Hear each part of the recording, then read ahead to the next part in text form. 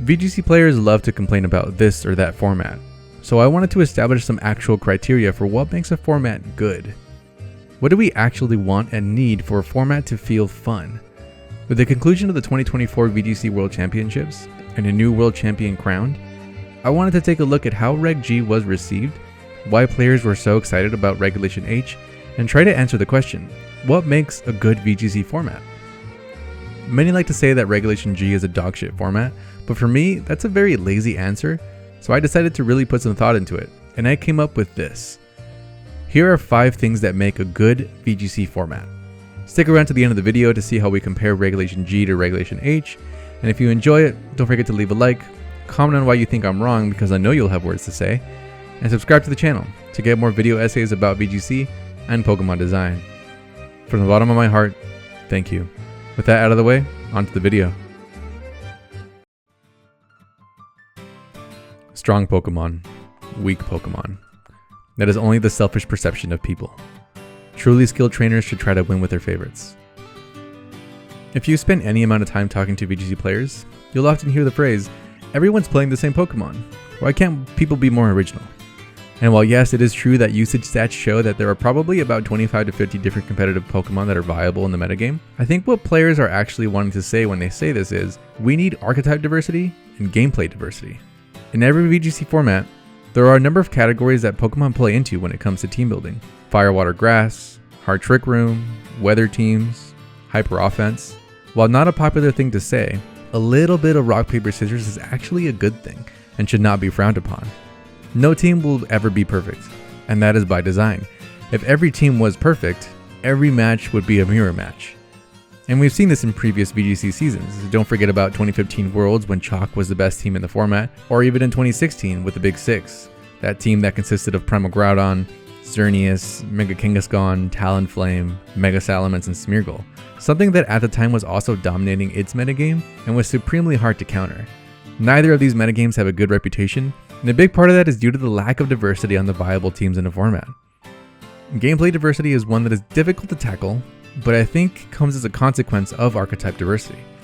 When a metagame is wide open to a number of different archetypes using different Pokemon, this leads to a wider pool of possible gameplay loops that interact with each other. The games where a Fire, Water, Grass player goes up against a Hard Trick Room Sun team play much differently to a Hyper Offense player battling against a Dondozo player. Something unintuitive happens when we play a regional dex format. Often when players or people in general are held to a more restricted set of rules, creativity tends to flourish. You simply can't run the majority of Pokemon when the Pokédex is left wide open, and the strongest of the strongest Pokemon are allowed to compete. It really is survival of the fittest at that point. A good VGC format is one that is restricted with its Pokédex, and more diversity of viable archetypes, Pokemon, moves, abilities, items, and team building in general come as a consequence of the smaller Pokédex. This does have its consequences, however, in that when there are more teams to build, there are more teams to prep for, and with only 6 slots on your team, it'll be really hard to patch up every weakness.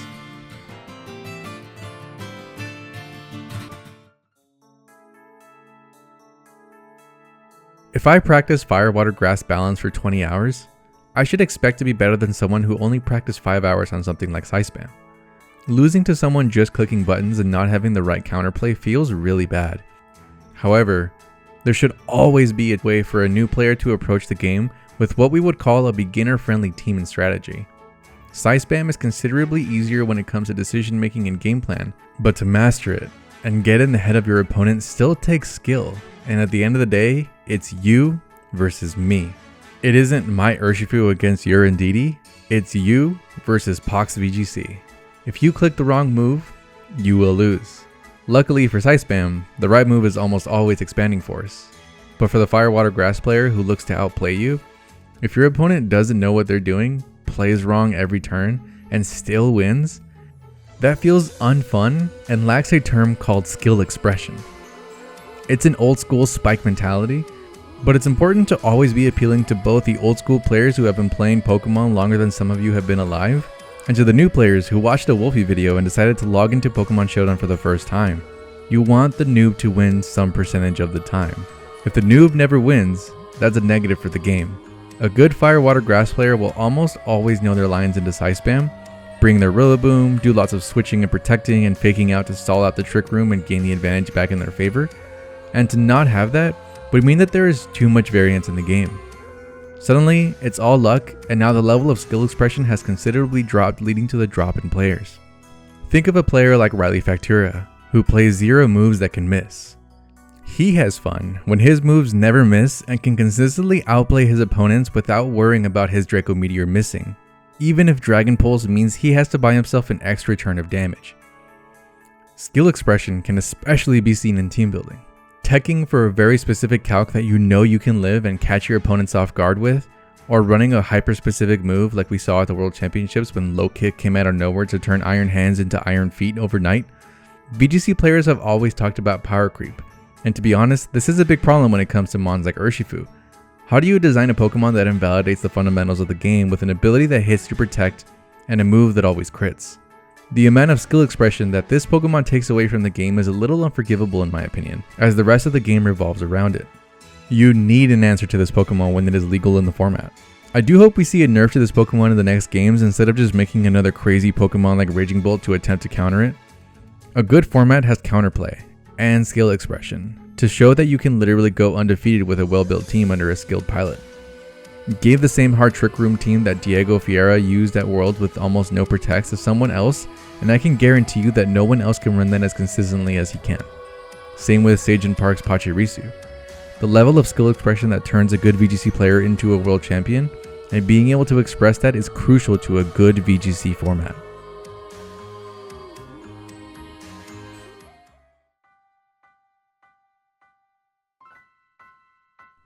How easily can you interact with some of the best things in the format? Players want to feel that their core strategy and decisions made throughout the game, making the calls and hard reads, actually matter to their loss or victories so that they can improve.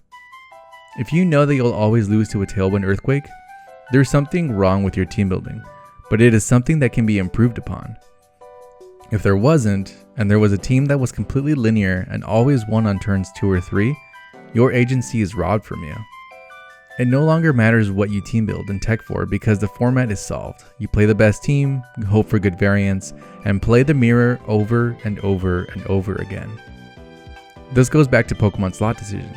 You have 6 slots to fill when building a team. Often you start with a core that you know is strong and can win a game on the spot if it's in the right position. Then you find your supports that enable you to arrive to that correct position. And you can fill 1 or 2 slots with Pokemon that are backup strategies when you run into your bad matchups. If you asked a balanced player, and yes, I know I pick on this a lot, but it's a great example of a well-built team that is standard in players' minds. Anyway, if you asked a balanced player what their bad matchups are, they would say something that disrupts my interaction. Covert Cloak, abilities like Armor Tail, good defensive typing like Dragon, or status conditions that increase the variance and RNG of their game plan. There is good and bad interaction. And by this, I mean that I want to be able to feel that I can interact with your Pokemon as much as you can interact with mine. I can remove your terrain, you can remove my terrain, I can U-turn, you can U-turn, I can fake out, you can fake out, tailwind, stat buffs and debuffs, etc. Pokemon like Farigiraf are so strong because it messes with this kind of interaction. I'd argue that messing with this is not inherently bad, but having something that is uninteractable is what makes it unfun. Something that I don't see get talked about very often is the new item Covert Cloak.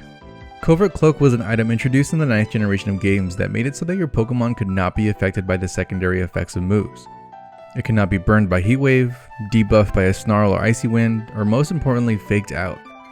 This means that setup strategies got a huge buff this generation, and we can see this when Wolfglick used it on his Calyrex to go nearly undefeated in the World Championships this year. No one likes to be faked out, so I'm sure we're happy to run it. However, it's an important and fundamental part of the game. The ability to interact with your opponent's strategy is crucial to keeping a game going back and forth, and Covert Cloak is kind of on my suspect list for potentially problematic items. Counterplay is important, and messing with the type chart is something that Game Freak has been experimenting with to balance the game also. Giving types immunities was a great balance to the game though. Grass types being immune to powder moves, dark types being immune to prankster, fire types being immune to being burned are great additions to the game and making your typing matter even more. I do have a bit of a gripe with the way that Game Freak has been balancing the moves of these types however. Let me use Rillaboom as an example. Grass types have always been slow, bulky Pokemon that by their nature can status you, take a good amount of damage, and interact with your opponent mainly by status moves or doing the gain and drain thing with Leech Seed or Giga Drain. Tell me why, in 2020, we decided that we needed a priority move for grass types. While it is situational and only in grassy terrain, why does a grass type need a priority move? Sucker Punch makes sense on dark types, as by the design philosophy, dark types are sly and conniving and work on a different axis of disruption than most other types. Hell, even Thunderclap makes sense, as electric types by design are fast as lightning. But what plant do we know that moves quickly and nimbly to catch their prey? Why is Grassy Glide a move? Why did grass types need a priority move? Maybe this is unpopular to say, but not every type needs a priority move. Game Freak has done this on a few different moves that I'm not sure make sense and are breaking some of the fundamentals of the type chart in order to indirectly push a Pokemon into competitive power levels. Whether that's a good thing or a bad thing is yet to be seen, but I imagine Rillaboom would be a much different Pokemon without Grassy Glide. Interaction is a balancing act like anything else, and Game Freak has done a better job in some places in making VGC a more interactive game. For Rigorath, stopping fakeouts, many abilities now reworked into stopping Intimidate makes the game more interactive rather than making VGC an Intimidate simulator. Players want to feel that they can play the game, and keeping the interaction fun and balanced is part of what makes players keep coming back.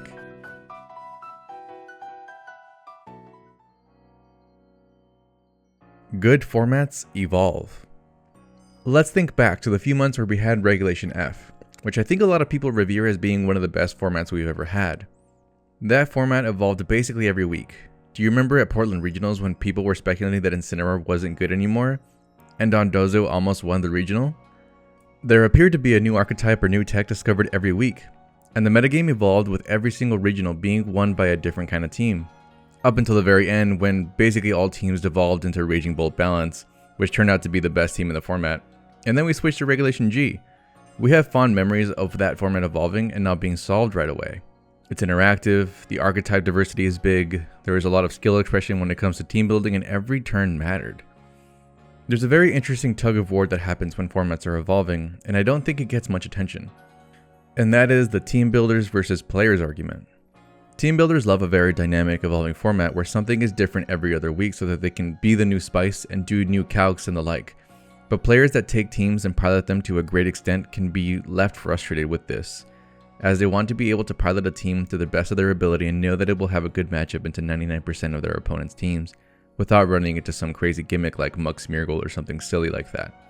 Think of a player like Slushy2K, who went all the way to top 4 at LA Regionals this year and only losing because they missed a few play roughs. Variance got to him unfortunately, but he appears to be a player first and a team builder second. Once he found his team, he was set, and won many tournaments on Limitless with it, including the St. Jude's charity event tour earlier this year, and taking that same team to a day 2 at Worlds. A player like him cares about what happens in the turn, and not what happens in the builder. Whoever has the better fundamentals and not too much luck will win. All of us are a bit of both, but where do you fall on that spectrum? It's a balancing act like anything else, and we know how good Game Freak is about balancing. Jokes aside, a good format is one that evolves over its lifespan, and I actually think that the schedule we have had for the Generation 9 games has been great so far. Start off strong, lots of diversity and fun, until it slowly devolves into something sinister, and then on to the next format. Good VGC formats are accessible. VGC players love regional dex formats, and I think there's an obvious but important reason why. The accessibility of these Pokemon has always been a problem. There used to be event Pokemon back in the day that had exclusive moves and you could only get once. Things like Ice Punch T-Tar in 2014, Eruption Heatran, Follow Me Magbar and Electabuzz. Some of these have been fixed, and Game Freak no longer puts exclusive moves on event-only Pokemon. Or at least relevant ones. I'm not counting Happy Hour Zoroark or whatever. If you think I'm forgetting one, let me know in the comments. What players love about regional decks to a larger extent than I think we care to imagine is the accessibility of these Pokemon. When there are no legendaries or restricteds or mythicals or anything of the sort, most Pokemon in regional dex formats are as easy to get as going to the route, catching one you like that has the right speed, and in Scarlet and Violet, it's never been easier to shiny hunt one, change its nature, bottle cap its IVs, even egg moves have been improved. In a regional dex format, all Pokemon are accessible as long as you've beaten the base game or maybe done 1 or 2 special requirements for evolutions. This is great for introducing new players, or anyone that wants to build something and play it that same day. The problem comes when we start to require $90 moves. Calyrex, both forms, have signature moves that are only accessible when you buy a copy of Sword and Shield, a previous generation at this point, beat the story, buy the DLC, complete the DLC, and capture one that you are satisfied with. If you are running Calyrex Ice and want a min speed IV, good luck soft resetting for that, as now you've got an even less accessible Pokemon you have to grind and pay for. It's a little ridiculous, and I'm definitely not the first to say this, but this does lead to the accessibility problem that some formats have. There are a few tools such as RNG manipulation that make this easier and legit with no genning, but that also requires a lot of know-how, setup and practice, and is not a player-friendly way to get a Pokemon. As you introduce more Pokemon from National Dex formats all the way to double restricted, you will always lose some of the player base as the accessibility problem grows as big as the format restrictions will allow. What I said about Regulation G and where it fell short. Earlier in the year when Regulation G was announced, I said I was excited about playing with restricted Pokemon, and you all clowned on me for calling Calyrex Shadow fair. And I still think it is, and I still think Blood Moon Ursaluna is a good answer into it. I mean, look at the world's top cut this year.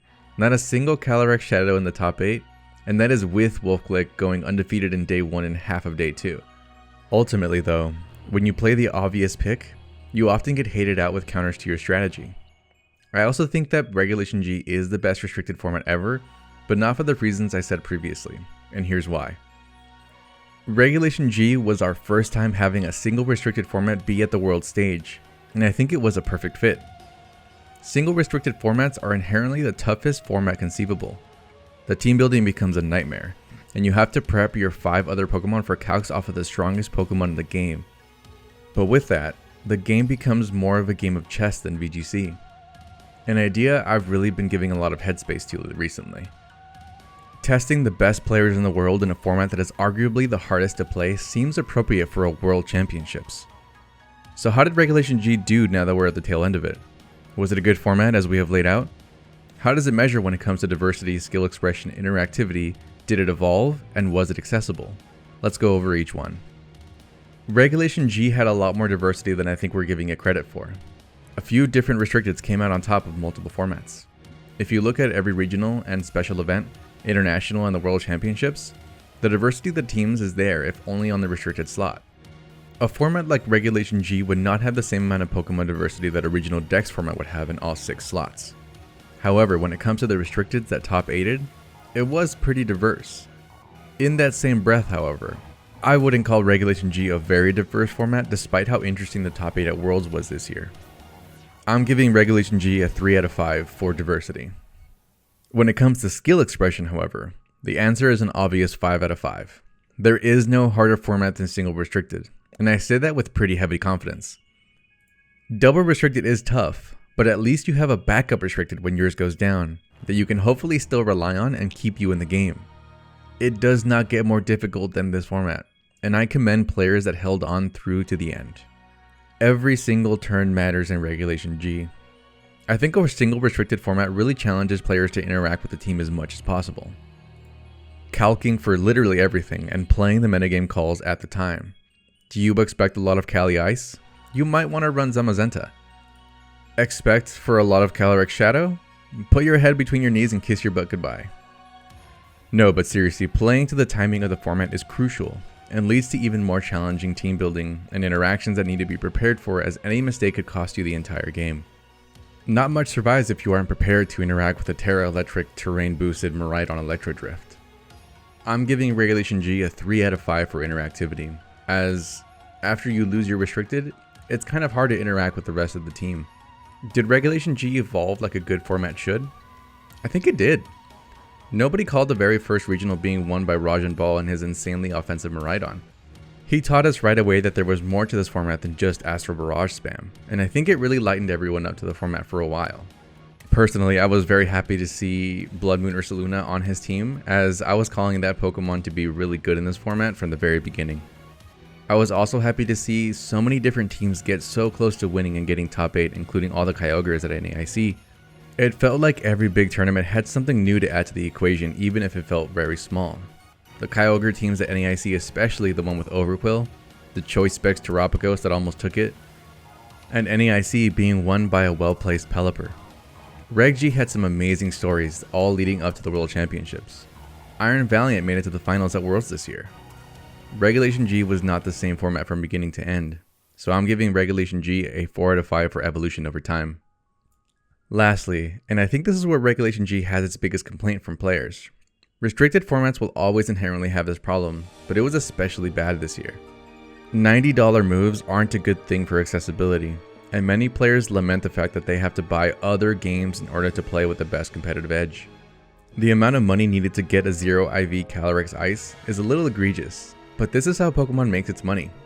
Imagine being a TCG player and needing to drop more money than you can imagine to trick out a deck, go to a regional, and still lose. This is not to excuse them. The Pokemon that we want to use to compete with are hard to get this generation, and that is a problem. For years, players have wanted the ability to have a stadium-style game where we could build just as quickly as we can on Showdown. This would solve all accessibility problems forever. And if the Pokemon Company is really worried about money on that game, you could just microtransact it to hell. If it was the premier and best way to play competitive Pokemon, people would still pay for it. This is a topic for a whole different video because I could talk for hours about this. Regulation G is a restrictive format when it comes to accessibility. The Mons are hard to get, and require immense commitment to do that legitimately. You could always risk genning, but I don't recommend it. Being DQ'd is never worth it. I'm giving Regulation G a 2 out of 5 for accessibility. Was Regulation G as bad as people made it out to be? No. I think it was a fine format that really tested the skill set of literally everyone that played it. It wasn't a bad format to play, it was an inaccessible format. I personally did not want to commit to getting the Mons that I wanted to run, as that would have taken me a very, very long time. The game, even to me as a grown adult male with adult money, did not have the resources or time to go to a Reg G regional. The format, however, is a testament to how Pokemon can be really challenging at times, and this time was more than others. I'm giving Reg G a B+ rating when it comes to how good of a VGC format it was, with most of the points being deducted for being very inaccessible this year. Even after all the improvements that the DLCs brought, needing to buy multiple games to get every Mon is egregious. It should be much easier than that to play this game. So where does that leave us now, with Worlds over and going into the 2025 season with a fresh new format? Do we expect to see a better format going into Regulation H for the rest of the year? The answer to that is that Regulation H is poised to be my favorite VGC format since the regional decks of X and Y. I'll try to make this quick, as I have already gone longer than I wanted to. Regulation H did what I wanted to make this video about originally, and that is that they introduced a big and nasty banhammer in the middle of the tournament season. I was originally going to make a video talking about a hypothetical scenario where Game Freak and TPCI decided to be more dynamic with their bannings, and banning the top 10 most used Pokemon again like they did in Sword and Shield. I wanted to see a ban to the Calyrex forms and see what Worlds would be like with some real shakeup to it.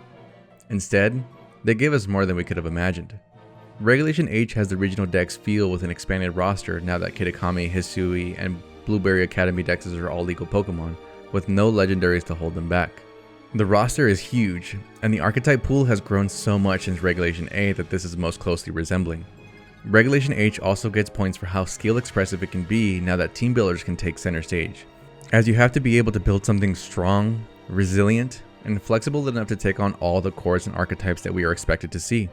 The metagame is sure to evolve beyond 2-2-2 Dozo teams, Rain, and Mouse Ape that are the obvious first choices into the format, and I can't wait to see how big some mons like Sneasler, Ursaluna Blood Moon, Hisui and Decidueye, Primarina, and others get to the end of the format.